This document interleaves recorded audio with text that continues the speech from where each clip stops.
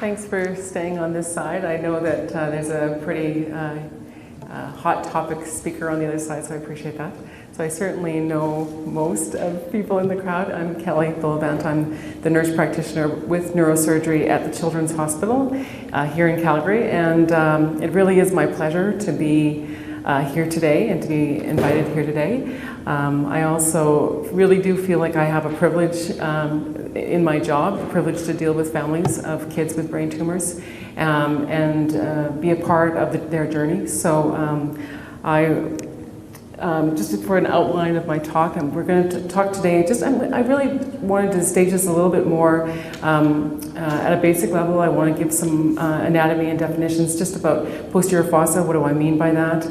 Going into some of the different tumors, looking at the incidence types, how they present, like the symptoms, and then a little bit into treatment, survival, and the morbidity or complications that we see. And then really highlighting that piece, the complication piece, a posterior fossa syndrome or cerebellar mutism. We've had a few families that have had to go through this more recently, and one of their comments to me was just that, you feel really alone out there, and to have more information would have been really, really helpful. So thought that this was a really great venue to actually bring this topic to the forefront and spend a little bit of time on it.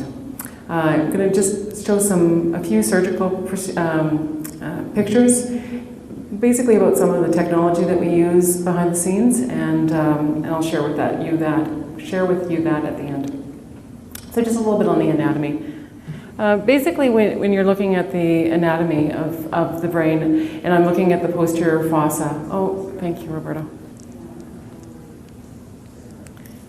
I've got one, thanks.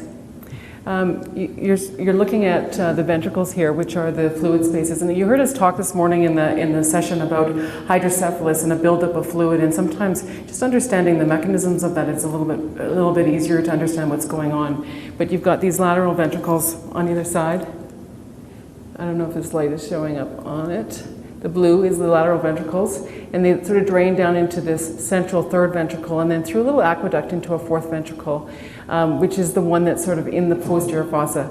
The posterior fossa is divided, sort of the cerebral hemispheres are the supratentoriales, or above the tent, and so we've got these rigid dural-like structures in the brain that separate the two hemispheres. So this, on your right side, you can see the dura that's coming down, which is the falx, and then the base of the brain, which is the tentorium, or the tent. And so the posterior fossa is really sitting underneath this. So the cerebral hemispheres are above, and the posterior fossa is below. So again, another picture that kind of depicts it. Again, on your left, you see the sort of a side view of the brain, and it's the area in the green and the purple, so that's your cerebellum and your brainstem, which is what I'm talking about when I'm talking about the posterior fossa. The other picture shows you sort of some of the important structures of the brainstem. So you can imagine if you have a tumor in this region where the cerebellum is, you've got your fluid space sort of right in front of the cerebellum, right there. And then all of those pink structures are the cranial nerves. So you have cranial nerves that are affecting your eye movements, your sensation to your face, or your facial movements. And so you can see how close some of these important structures are, so that if there's a tumor in that area, it's in close proximity to these important structures and can really affect how your child does, or either the presenting symptoms, but also post-operative complications. So we already talked a little bit about this, about the fluid spaces, but you can see in this more lateral image, the dark or the black areas are the choroid plexus cells. These are the cells that make the fluid. And so a lot of the fluid is being made sort of above in the supratentorial area. And in the posterior fossa is where you have that little tiny aqueduct that sort of leads down right here. Keep doing the wrong button. This one. Right in this region here. And this is where you can really get compression of that tiny aqueduct when you have a tumor in this region, which causes the fluid is still being made here above this area, and so it causes the fluid to back up, causes the hydrocephalus, and that is often the symptoms that these kids will present with. So the function of the cerebellum is complex. I mean, certainly we all know that I'm just looking to see if I can dim the lights for you to see if that would help. That would help. You can continue to try. In regards to the coordination of movement, there isn't any direct influence of consciousness coming from the cerebellum, but we also know that there is executive function that is sort of on more recent functional imaging, that there is executive function within the cerebellum. This is a little bit more of a detailed picture that sort of separates the lobes and the different anatomy of the cerebellum a little bit more specifically. So you have either side, you've got a left hemisphere of your cerebellum as well as a right hemisphere, and in the middle you have your vermis. And so on the left I have sort of some of the different functions where they feel that the language is coming more from the right lobe, some more of that executive function from the left.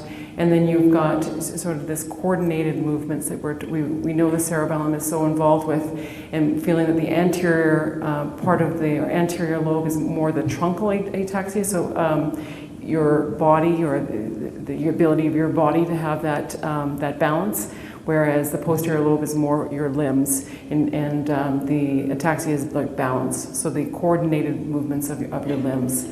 The vermis is felt to be more related to that emotion. Again, we sort of touched this already, but the cranial nerves are 10 through 12 are in the brainstem. And near the top, you have a lot of your eye movement cranial nerves. Right in the middle is the 7th cranial nerve, your facial weakness.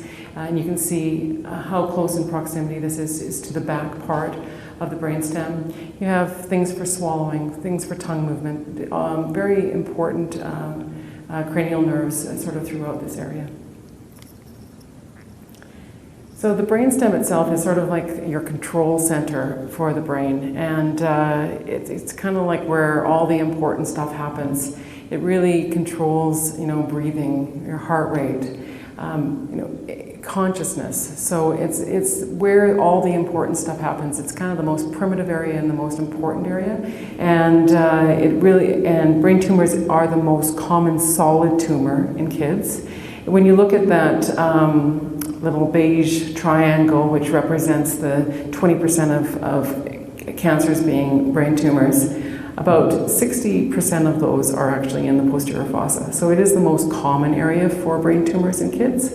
And then if you think about that 60% being divided up even further, 70% of those would be in the cerebellum and 30% would be in the brainstem. I think an important point that I always want to stress with the families that I work with is that tumor doesn't mean cancer, because you do have, as you know, low-grade or benign tumors, but benign doesn't mean innocent. So depending on the location of the tumor is really and it can be in a very malignant area, I guess. Another important point is just that most brain tumors are primary in kids, and that they rarely spread beyond the brain and the spinal cord. And that's different from adult tumors. It's all really about real estate. I'm sure you've heard this before from other speakers, and it's that depending on where this is, any brain tumor can be life-threatening. It gets big, it presses on important things, and it can, especially when it starts pressing on the brainstem, it can affect those important functions. Prognosis really does depend on the type of tumor, its location within the brain, and how much it has spread. Age of the child is really important, as well as the child's general age. These tumors respond well to radiation, and so radiation is the second modality, which is used after surgery. And again, the more we can get, so the less that they're dealing with, the better it is for them. We'll use this in kids older than 3. Under than 3, we try and delay until possibly with some chemotherapy, so that they can then go on to radiation because of the effects of radiation on the developing brain. Pilocytic astrocytomas in the cerebellum specifically are are also a very common brain tumor in kids. They are usually low grade, slow growing. So these are the kids that will again present often with hydrocephalus, but they can have been there for a long time. So pilocytic or fibrillary are a couple of the terms of these low grade tumors, and 80% of pilocytic astrocytomas occur actually in the cerebellum. They have a very good prognosis. These kids do well. They rarely spread. Some of the unfavorable or those risk factors are the younger the age. If they are the fibrillary, it's kind of like there's fingers. They're just a little bit, they're the grade 2s as opposed to the grade 1. And if you can't get it all out. So if they're in an area that is tough to get at surgically and you have to leave some behind. Treatment can be observation. We sometimes follow some of these astrocytomas, and we know that they're in an area that we're going to do harm, and they could have been there for a long time, so we might observe, and they might not grow for a long time, and we just sort of watch them with imaging. Probably the majority of the time, though, we are going ahead with surgery, and 90% are curative, so they have that 5-year survival. With recurrence, things are looked at: radiation, chemotherapy, second surgeries definitely are things that I've seen us happen. So high-grade astrocytomas are certainly another entity, and they have a poor prognosis. They are bad behaviors. Surgical resection, again, is a key piece of this, and treatment would follow with radiation and chemotherapy on these. This is a picture of an ependymoma. These can be midline, but they're often, they can also be off to sort of one side. They're usually, especially in the posterior fossa, they're located in the fourth ventricle. And again, because they are in this ventricle, so the ventricle is the fluid space, they are causing obstruction. So they're not allowing that free flow of fluid through the lateral ventricles into that fourth ventricle, then out around the brain and around the spinal cord. And so there's a lesion there, so it causes this hydrocephalus, and it causes a buildup of the pressure. And so these are where these kids will normally again present with signs of raised intracranial pressure. 65 to 75% of ependymomas occur again in the posterior fossa.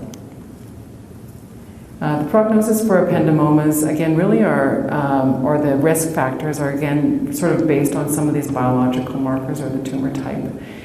If they have spread, is another big indicator that they may not do as well. Again, that age, the younger the kids are when they're diagnosed, it is a risk factor for sure, and the extent of the surgical resection. Treatment, again, is surgery, and radiation is also a key part of the treatment, along with chemotherapy. And again, this age group of under 3 really are more sensitive to that radiation, and we try and delay if we can, but radiation is a key part of the treatment. Brainstem glioma, this is part of that location. This is a bad place to have a tumor. A lot of tumors within the brainstem can be low grade, so they can be benign tumor, but they are in a very malignant location. So in this area, about 15% of brain tumor represents about 15%. And about 70 to 80% are actually of this variety called the diffuse infiltrating pontine glioma, which is not one of the better ones for sure. It's called DIPG. Prognosis, again, or risk factors are age and then that type or grade. Treatment is really difficult. We don't normally do surgery in kids on the brainstem. We are going to do more harm than good, and so even there's always a debate between the oncologists and the surgeons regarding they want a diagnosis, they want to know that they're dealing with something that's low grade, they want to know how to treat this, and so they would like to get a piece of tissue so that they know what they're dealing with, and we know that by going in we're going to do more harm than good, and so there's often a debate looking very much in detail at what does it look like, what was the history, how did this child present, and if everything matches up and they think they know what this is, then they just sort of proceed with the treatment and follow things with imaging and not put the child at risk for the surgery. Radiation therapy, chemotherapy certainly has worked. And sometimes we have to do adjunctive neurosurgery treatments. So if this is causing a blockage in the fluid and yet we can't take out that tumor, we can't open up those fluid pathways, there may be a need for doing a diversion surgery. So you may know about shunts, where we divert fluid from the lateral ventricles that I was showing you in the pictures earlier to the abdomen. There's also procedures where we can do an actual hole sort of in the floor of the third ventricle. So we just divert the fluid sort of around so it's going into a different area and it bypasses that posterior fossa and gets into the area that it needs to go. So clinical presentation, again, I've mentioned a few times now that it's probably that increasing ICP that has brought your child into the emergency department. Those things usually are headache, nausea, and vomiting. And then when you look behind the eyes, you see some edema or papilledema behind the eyes. So this is tough, right? With your kids, you know, it looks kind of like the flu. It looks like what kid hasn't had a headache and vomited with the flu? And so these things, you know, they may come to emerge and they may be sent away and they may have gone to their family doctor, and sometimes it's tough and kids can't give us that history that adults can. And even the neuro exam can be tough because kids aren't able to cooperate with us when we're doing that exam. You know, sometimes you do see it when it gets to sort of a certain size. You may see that, well, you know, in the last week they've been running into the wall a little bit more, or they were walking and now they're not walking. And so there can be some things with balance that sort of show up. So specifically in regards to the cerebellum, there's more of that balance, dizziness. Sometimes we see something called nystagmus, which is sort of in different fields of gaze, you get jerking of the eye movement.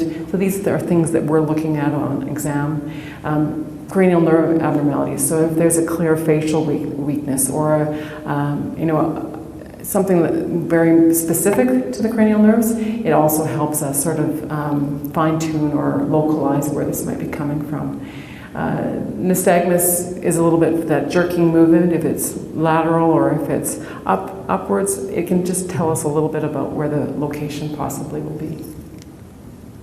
In the neonate or in the baby, it can be even harder, but I think one of the really big cues for us is that increasing head circumference. Babies don't have these cranial sutures so that their heads aren't fused, and so their heads, if there's pressure, they can accommodate and not get sick. Their heads just grow. Their fontanelles will get large and bulging, and this head just continues to grow when there's pressure. And so this is sometimes the first clue that they need imaging. Some of the other things like prominent scalp veins and sun-setting eyes are again related to that pressure, and they're usually a little bit of a later thing. Regression and development, as we talked about before, where they were walking and then not walking. I think those are other things that are just little clues to getting an image.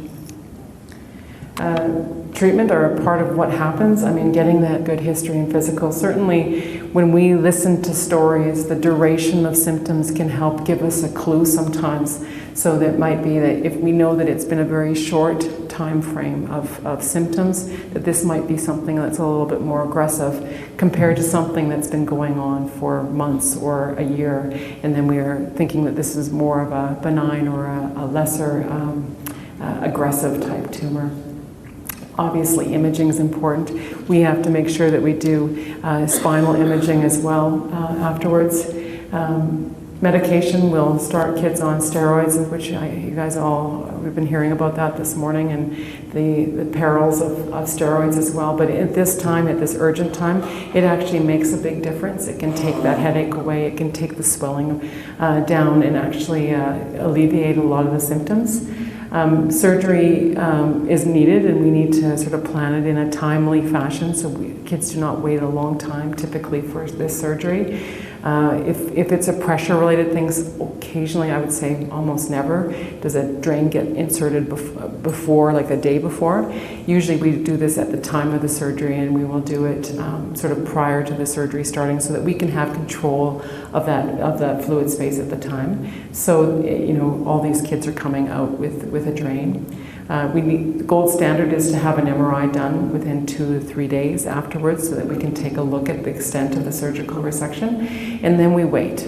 And for you, those of you who have a child with this, that is a long wait. I mean, I know that sometimes it comes quick, but it typically is at least a week before we get that diagnosis of what this is. And it's about those unbearable days of what are we going to be dealing with? What is this going to be looking like? And but it really does take some time for them to get the pathology results. The oncology team also likes to get cerebral spinal fluid, so they'll do a lumbar puncture, and they'll usually do it after about 2 weeks.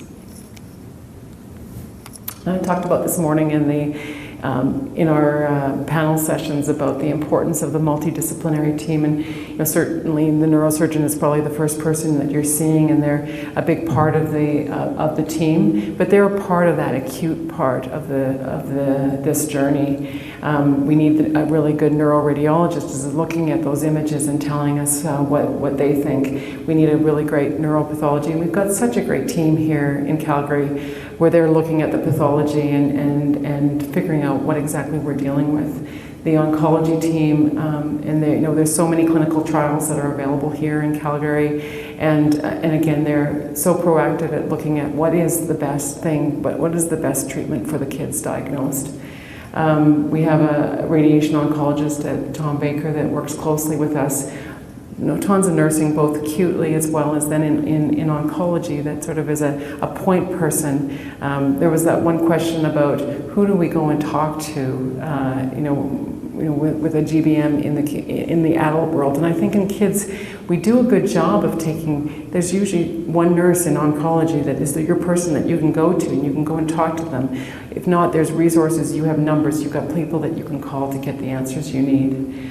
Social worker, neuropsychologists, and then that rehabilitation team, which we've talked about with that plasticity, getting them involved, the occupational therapist, the physiotherapist, the speech therapists, as well as the dietary support. So the people that are needing to be involved at that level of rehabilitation. And I know that there's work being done beyond that in sort of ongoing rehabilitation with brain injury, and what they do at that point, I just don't know all of the research that's being done. I will look into that. So survival, I think, is a nice number. 70% of patients with childhood brain tumors, and this is all kinds, this is not just posterior fossa, survive longer than 5 years. Obviously, the outcome does vary depending on the type and the location.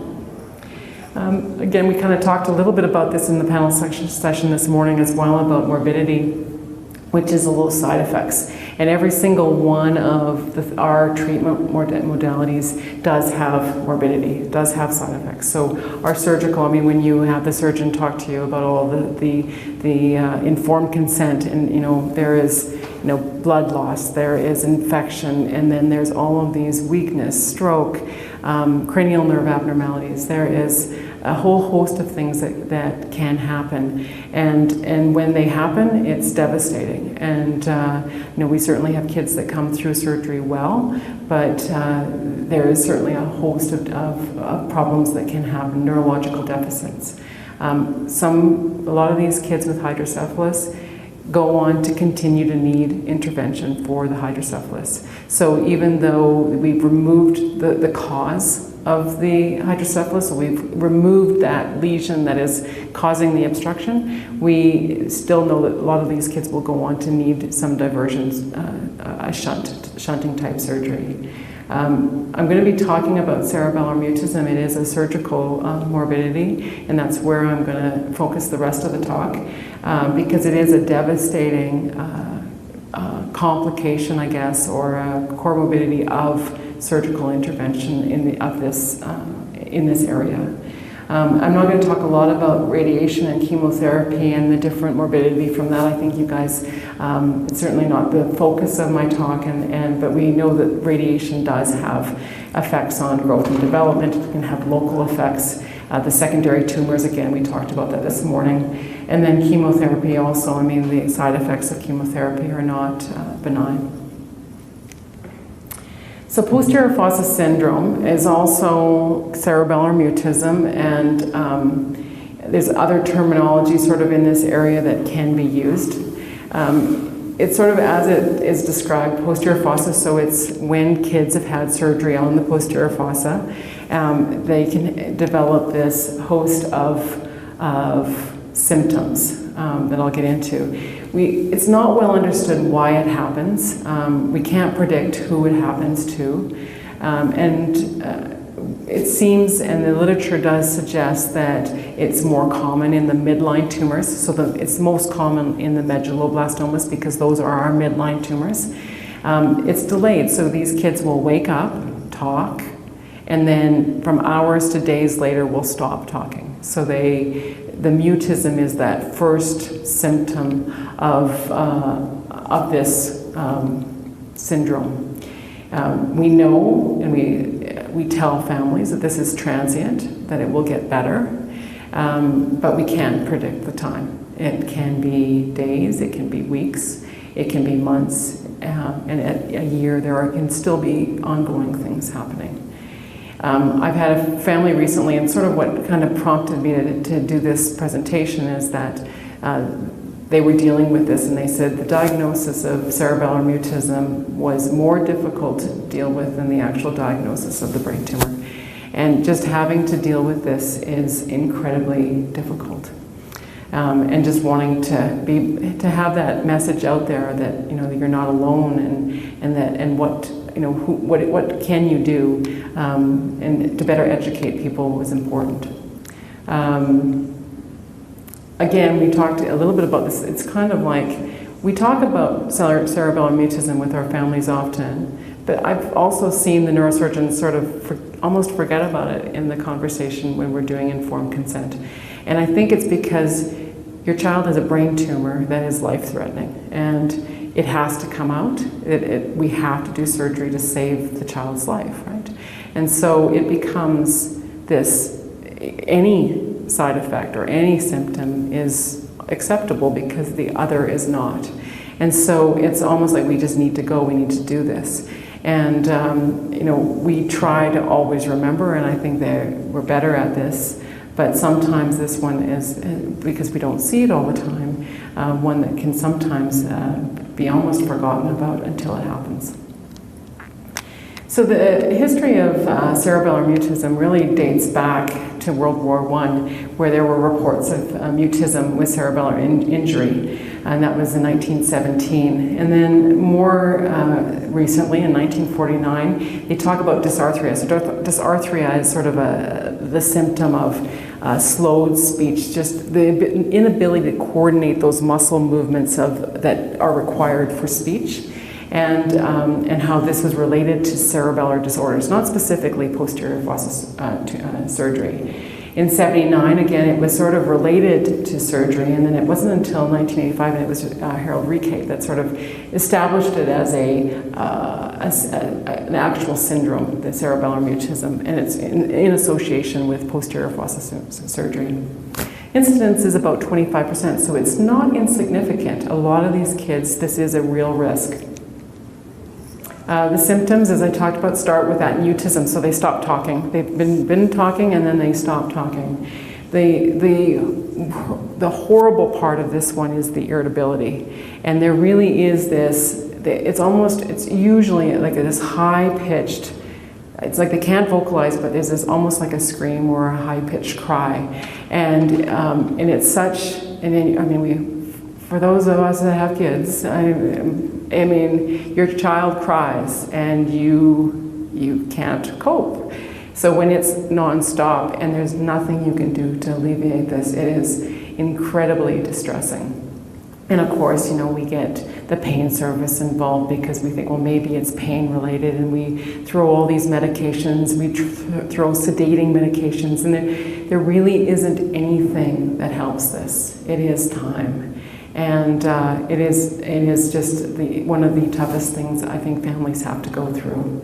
The kids can be quite apathetic at times, so they're just lack of emotion, and almost exhibit some autistic type of or bizarre behavior that can be like forceful laughing for no reason, and so just some unusual behaviors during this course as well. There's usually ataxia, so these kids are normally not mobilizing at this point because they're too off balance. They can have weakness, they can have low tone, so they aren't able to support themselves. They can have cranial nerve palsies as well, so weakness in their face, drooling, difficulty managing their secretions, difficulty swallowing. They can have visual changes, and we've had one child that actually developed cortical blindness during this. So and I had not seen this with this syndrome ever before, and I've worked for 10 years at this place, and this one child developed cortical blindness in this, with this syndrome, where she couldn't track, she couldn't focus, and it gets better, but it was a horrible thing for this family to actually have to see. Incontinence is also part of the syndrome often. So that is in the acute part of things, and then at the recovery part, and again, sometimes it can be days, sometimes it can be weeks. And and if a child is needed to be sedated for longer, sometimes there can be some behaviors that maybe come out that are a little bit unusual, and you wonder if it's something to do with cerebellar mutism, but maybe not the full spectrum of what it usually is. But we certainly know that speech, these dysarthrias, or the coordination of speech, still is not perfect, and it takes lots of time. We get our speech therapists involved. These kids, as soon as they're able to actually point to things, we get communication boards so that they can actually communicate if they're happy or if they're sad, if they're in pain, if what they want. But it takes time before they're even able to do that. And then the speech therapists continue to work with these kids on the dysarthrias that we see sort of in the longer term. Behaviors also, these kids often will have a hard time in social situations. They don't like being around a lot of people. They avoid physical or eye contact. They can be, again, a little more monotone. Their speech lacks that emotion, and they can continue to have some emotional issues with lability and irritability. I've already sort of touched on this, the delayed onset, hours to days, the fact that it is transient. The recovery just is spontaneous, and we can't predict when it's going to happen. And then there's ongoing problems. And I think as much as we always tell families this is transient, I think what we also fail to tell a lot of families is that there is long-term problems that these kids often have. And that there's a report from 2010 on a doctor that looked at 50 medulloblastomas, and half of them had posterior fossa syndrome and half of them did not. And at 12 months, the group that had posterior fossa syndrome had ongoing problems with oral language, processing speed, attention, working memory, executive processing, cognitive efficiency, and auditory processing. These are some significant things, and this is at a year out. Now, as further research is done, these kids, I'm sure, continue to make gains, but this is still, important things to know that there is long-term effects of this. When looking at the literature, trying to establish, are there risk factors, and can we better identify which kids are going to be more at risk for developing this? Certainly the medulloblastomas. It's clear in the research that those are more at high risk, which probably is why they say midline tumors are a risk factor. What's interesting is there's a study that we actually participated with out of Toronto in 2012. This is the one at the bottom there, Law, where they actually identified, they didn't actually identify midline or the extent of the resection as risk factors. The things they actually found was left-handedness was actually a real positive predictor of these kids that had medulloblastomas, that had posterior fossa syndrome. So I thought that was very interesting. The size of the tumor, and I think that makes sense. The larger the tumor, the more increased risk. And then there's a lot of research coming out about these tracts that lead sort of from the cortical through the sort of the thalamus down into the cerebellum. And if you have these bilateral tracts affected, that these kids will be more inclined to have a cerebellar mutism. And again, they're talking about bilateral, which means that, again, midline should be more indicated, I guess. Pre-existing language impairment, and I certainly know that we've had one kid that had some speech issues prior to surgery, and he developed posterior fossa syndrome, and I think he had the language issues before, and I think everyone felt that that was could have been a bit more predicted. There are medications that have been tried, nothing that has been proven to be of any benefit. And certainly it doesn't stop us from trying things to make these kids feel better or make these families feel better, but it is just such a tough situation.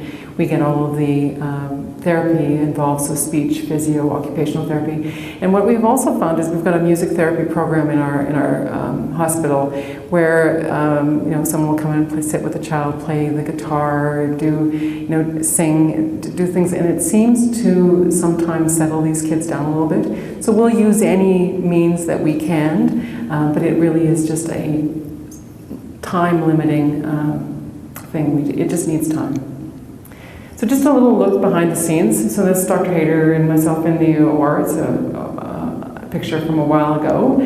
Just to sort of give you an idea of some of the things that we have here in Calgary. At the bottom there we have intraoperative MRI, and I think Roberto talked about that this morning, that we actually have this, it's at the foothills, but we take kids over there as well, where the MRI machine actually comes to the patient. So we do an MRI before the surgery, and then before we wake up the child, the MRI comes and we take another picture of the brain, and if there's anything left that we feel that we need to go after more, then they haven't closed yet and they can do more surgery. So it's actually a pretty neat technology that we have here. Yes.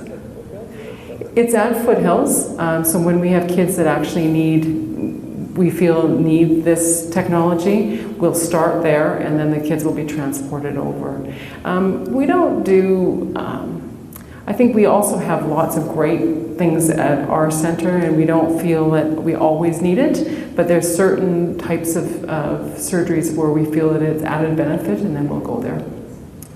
The top left-hand side is sort of what our operating room theater looks like without all of the beds and things in it. You see your anesthetic machine sort of at the front there, and your lights and your big monitors. So we've got lots of high-end equipment there. On the right-hand side there you see a picture.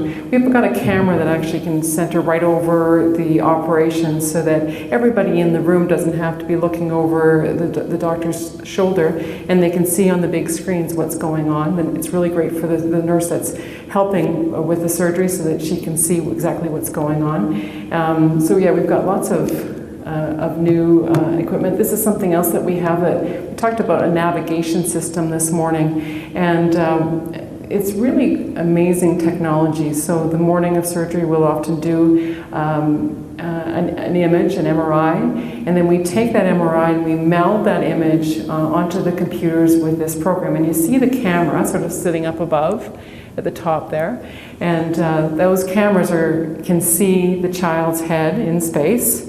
And then when you sort of meld those images with the child and where the child's head is with the camera, now we can take an instrument and place it on the head, and we can see in 3D exactly where we are. So we can plan smaller incisions to get to the areas that we want to, and it helps us during surgery as well.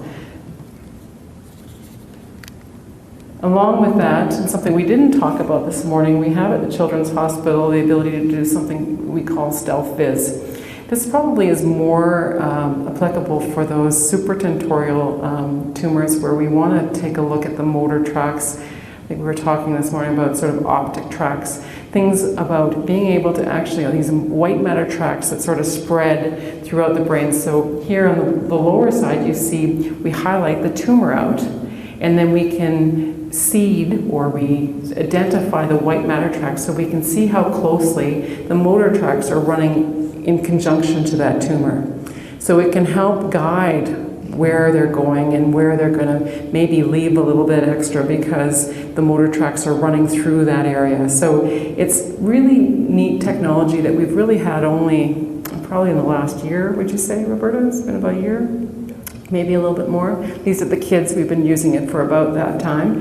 And I think it really helps guide the surgeon, and I think it can give us information as well. You know, it is technology, and it's working with this technology to try and you know, accurately predict where some of those important fibers are, so that we know where we should and shouldn't go. What's also interesting, we've got a brand new microscope at the Children's Hospital, and we can meld these images from the StealthViz, which is these tracks, and we can meld that with the navigation system, so that when we're pointing to the brain, not only do we see in lifetime where that tumor is, in relation to where that instrument is, but we can also see where those tracks are. We can see sort of that whole picture. When we can meld that also with the microscope now. So when they look through the microscope, they can also see the MRI, and they can also see these tracks. So it's remarkable technology, and I'm interested where we're going to go in the next 5 years, because things have changed so much in the last 5. This down at the bottom, there's Dr. Gallagher, and operating under the microscope, and just again seeing the microscope, and then we've got all these great cameras where everyone else in the room can sort of view what's going on through the surgeon's eyes. Just a few more pictures of, I guess this is sort of the position here at the top left there is sort of the prone position. You can sort of see how the child would be positioned. We often use a headrest, which is with pins. We need the head to be perfectly still, and so after surgery you may actually see little puncture marks, and that's because there's been pins holding the head perfectly still in place. And with really young children we don't use pins, but sort of 2 or at least by 2 we are able to use pins. And so we position prone, and again this is just sort of showing the OR theater. This is a tool that we use called the Midas Rex on the left-hand side, and it's a high-powered drill, and this is how we actually get the bone off. So we use a drill to drill little burr holes, and then that same drill acts as a saw to sort of get the bone off, and it's a very precise instrument. And then on the right side is something called a Q-saw, which is kind of like an ultrasound. It vibrates really, really fast. It irrigates as well as suctions, and they use this for the dissection of the tumor. This is just another schematic of a craniotomy. Again, this isn't posterior fossa specific, but you sort of see the bone coming off, and underneath the bone you see the dura and then the brain. I actually had a video, but I couldn't get it to work, so it was sort of depicting the surgery a little bit better. And then really my last slide is just again showing how we can get to these tumors of the posterior fossa, and really we can often come underneath the cerebellum. So sometimes we do need to go through the cerebellum, and some of these midline ones that are a little bit higher up, we have to go through the midline, but we often can go underneath for the fourth ventricle ones. Let's see if my wand works here. So in this region underneath the cerebellum to get to these tumors that are in the fourth ventricle. So I guess my last slide is just really about, how do you cope when you have a diagnosis with a brain tumor, and I think you guys probably could all give me that talk better than I could give that to you. What I tell my families is day by day. It's certainly in the acute phase, I don't think there is a more devastating or difficult day than the day that your child will get diagnosed with a brain tumor. And so there's such you jump to what is my life going to look like? What is this going to be? What is the treatment that's going to be prescribed? What is life? How are they going to turn out? What are their challenges going to be? And it's so easy to jump to those places, and I try and keep families focused here, right at the day-to-day approach to things. And just let's get through today, let's get through the surgery tomorrow, let's go through the recovery stage. And when we have the diagnosis, that's when we get that pathway that you're going to be on. And so it's my advice to families. But how do you cope? I don't know how you get through things. I suggest asking questions, and there's no bad questions. We know, excuse me, that when we give information, you're probably only hearing a very small part of it because it's such a dramatic thing. I wanted to, the family that really wanted me to talk about this, you know, there are support groups out there. I mean, the Brown and Tumor Foundation is an amazing place where you can meet other families like this at events like this. Facebook, I mean, they joined a Facebook focus group on people with other kids with cerebellar mutism. And I think they got a lot of support and strength through that because they felt we're not the only ones dealing with this. It will get better. Yes, there are long-term things, but you know, other people have had cortical blindness. Other people have had these things happen. And you know, I think it's just important to know you're not alone out there, gather your support, and use the resources that are available to you. So I appreciate your attention and your time. And is there any other questions? It looks like there's people coming in for a snack.